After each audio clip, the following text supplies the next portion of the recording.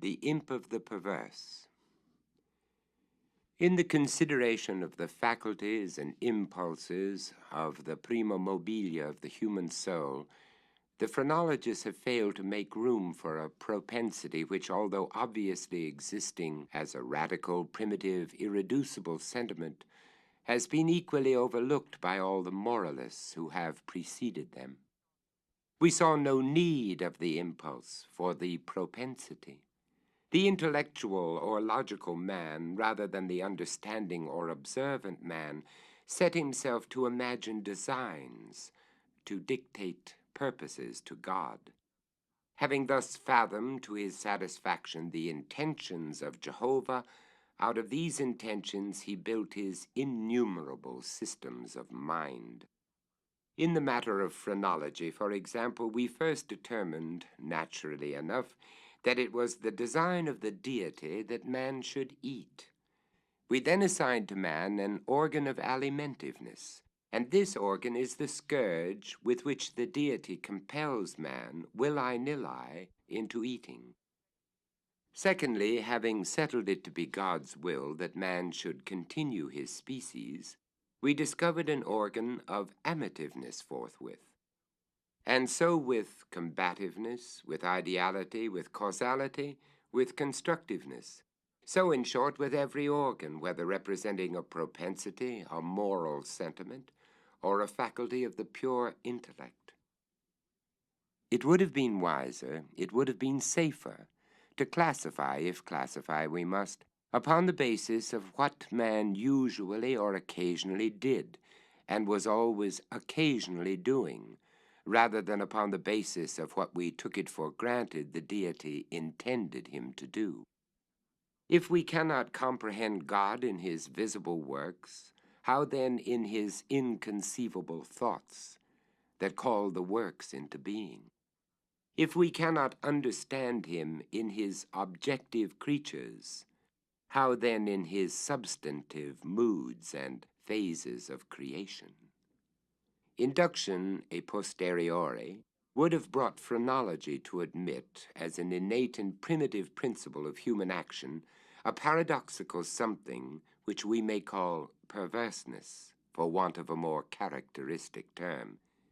In the sense I intend, it is, in fact, a mobile without motive, a motive not motiviert. Through its promptings, we act without comprehensible object.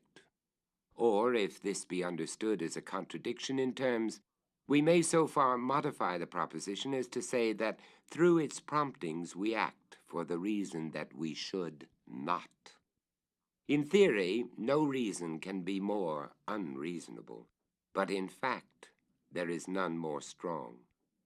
With certain minds, under certain conditions, it becomes absolutely irresistible. I am not more certain that I breathe than that the assurance of the wrong or error of any action is often the one unconquerable force that impels us and alone impels us to its prosecution. Nor will this overwhelming tendency to do wrong for the wrong's sake admit of analysis or resolution into ulterior elements. It is a radical, a primitive impulse, elementary. It will be said, I am aware, that when we persist in acts because we feel we should not persist in them, our conduct is but a modification of that which ordinarily springs from the combativeness of phrenology. We have a task before us which must be speedily performed. We know that it will be ruinous to make delay. The most important crisis of our life calls trumpet-tongued for immediate energy and action. We glow, we are consumed with eagerness to commence the work, with the anticipation of whose glorious result our whole souls are on fire. It shall be undertaken today, and yet we put it off until tomorrow. And why?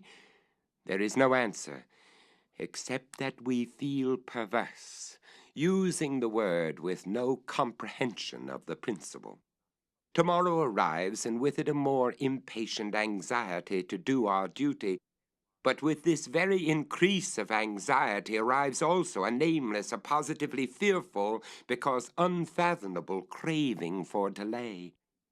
This craving gathers strength as the moments fly. The last hour for action is at hand. We tremble with the violence of the conflict within us, of the definite with the indefinite, of the substance with the shadow. But if the contest has proceeded thus far, it is the shadow which prevails. We struggle in vain. The clock strikes and is the knell of our welfare. At the same time, it is the chanticleer note to the ghost that has so long overawed us. It flies, it disappears, we are free. The old energy returns. We will labor now. Alas, it is too late. We stand upon the brink of a precipice. We peer into the abyss. We grow sick and dizzy. Our first impulse is to shrink from the danger. Unaccountably, we remain. By slow degrees, our sickness and dizziness and horror become merged in a cloud of unnameable feeling. By gradation, still more imperceptible, this cloud assumes shape, as did the vapor from the bottle out of which rose the genius in the Arabian Nights. But out of this our cloud, upon the precipice's edge, there grows into palpability a shape far more terrible than any genius or any demon of a tale. And yet it is but a thought, although a fearful one, and one which chills the very marrow of our bones with the fierceness of the delight of its horror. It is merely the idea of what would be our sensations during the sweeping precipitancy of a fall from such a height. And this fall, this rushing annihilation, for the very reason that it involves that one most ghastly and loathsome of all the most ghastly and loathsome images of death and suffering which have ever presented themselves to our imagination. For this very cause do we now the most vividly desire it. And because our reason violently deters us from the brink, therefore do we the most impetuously approach it. There is no passion in nature so demoniacally impatient as that of him who, shuddering upon the edge of a precipice, thus meditates a plunge. To indulge for a moment in any attempt at thought is to be inevitably lost. For reflection but urges us to forbear, and therefore it is, I say, that we cannot. If there be no friendly arm to check us, or if we fail in a sudden effort to prostrate ourselves backward from the abyss, we plunge and are destroyed. Examine these and similar actions as we will, we find them resulting solely from the spirit of the perverse. We perpetrate them merely because we feel that we should not. Beyond or behind this, there is no intelligible principle, and we might indeed deem this perverseness a direct instigation of the arch-fiend, were it not occasionally known to operate in furtherance of good. I have said thus much, that in some measure I may answer your question, that I may explain to you why I am here, that I may assign to you something that shall have at least the faint aspect of a cause for my wearing these fetters, and for my tenanting this cell of the condemned. Had I not been thus prolix, you might either have misunderstood me altogether, or with the rabble have fancied me mad. As it is, you will easily perceive that I am one of the many uncounted victims of the imp of the perverse.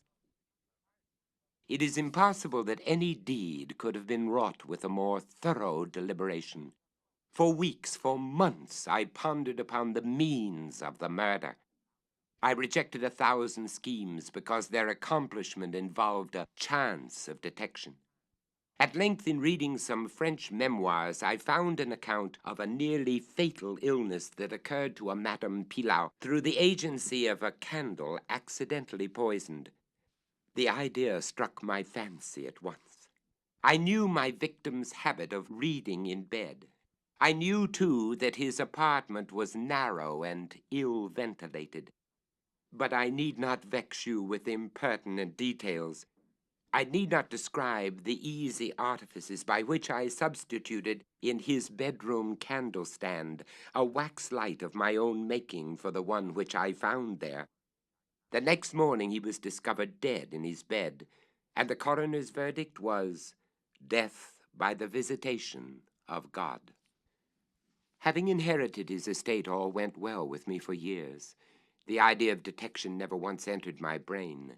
Of the remains of the fatal taper I had myself carefully disposed, I had left no shadow of a clue by which it would be possible to convict or even to suspect me of the crime. It is inconceivable how rich a sentiment of satisfaction arose in my bosom as I reflected upon my absolute security. For a very long period of time I was accustomed to revel in this sentiment. It afforded me more real delight than all the mere worldly advantages accruing from my sin. But there arrived at length an epoch from which the pleasurable feeling grew by scarcely perceptible gradations into a haunting and harassing thought. It harassed because it haunted. I could scarcely get rid of it for an instant. It is quite a common thing to be thus annoyed with the ringing in our ears, or rather in our memories, of the burthen of some ordinary song or some unimpressive snatches from an opera, nor will we be the less tormented if the song in itself be good or the opera air meritorious. In this manner, at last, I would perpetually catch myself pondering upon my security and repeating in a low undertone the phrase, "I am safe." One day, while sauntering along the streets, I arrested myself in the act of murmuring half aloud these customary syllables. In a fit of petulance, I remodeled them thus: "I am safe, I am safe, yes, if I be not fool enough to make open confession." No sooner had I spoken these words than I felt an icy chill creep to my heart. I had had some experience in these fits of perversity, whose nature I have been at some trouble to explain, and I remembered well that in no instance I had successfully resisted their attacks. And now my own casual self-suggestion that I might possibly be fool enough to confess the murder of which I had been guilty confronted me, as if the very ghost of him whom I had murdered, and beckoned me on to death. At first I made an effort to shake off this nightmare of the soul. I walked vigorously, faster, still faster. At length I ran. I felt a maddening desire to shriek aloud. Every succeeding wave of thought overwhelmed me with a new terror, for alas, I too well understood that to think in my situation was to be lost. I still quickened my pace. I bounded like a madman through the crowded thoroughfares. At length the populace took the alarm and pursued me. I felt then the consummation of my fate.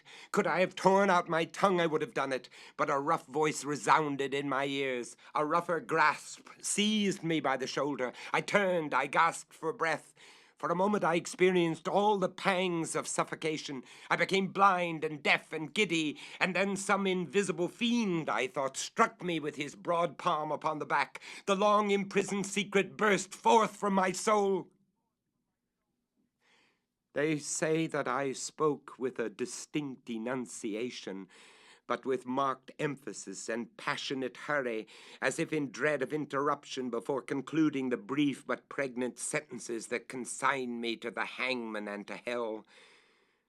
Having related all that was necessary for the fullest judicial conviction, I fell prostrate in a swoon.